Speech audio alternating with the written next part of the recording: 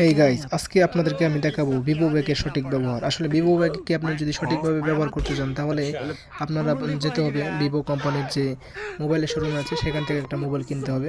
Mobile কেনার পরে আপনারা ব্যাগটা পেয়ে যাবেন। তো ওই ব্যাগটা নিয়ে আসবেন বাড়িতে, এসে মোবাইলটা আপনি ব্যবহার করবেন। আর ব্যাগটাকে আপনি সুন্দর করে যত্ন করে ব্যাগের ভিতরে কিছু কাগজপত্র রেখে দিয়ে সেটা আপনার ঘরের কোনায় কানায় আঙিনায় ঝুলিয়ে রাখবেন। ঝুলিয়ে রাখার পর দেখবেন কিছুদিনের ভিতরেই এটার ভিতরে মূল্যবান সম্পদ আসা শুরু করে দিয়েছে।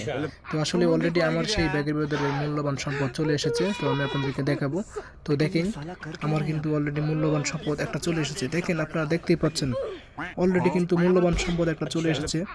তো ওমা, এই যে দেখেন মূল্যবান সম্পদ সেটা এখন ঘুমাচ্ছে। তো আপনারা দেখতেই পাচ্ছেন। তো আপনারা এভাবেই কিন্তু ভিভো কোম্পানির ব্যাগ ব্যবহার করতে পারেন। আপনাদের বাসায় এনে ঝুলিয়ে রাখবেন, দেখবেন এরকম মূল্যবান সম্পদ আপনার ব্যাগে এসে শুয়ে আছে, ঘুমিয়ে আছে।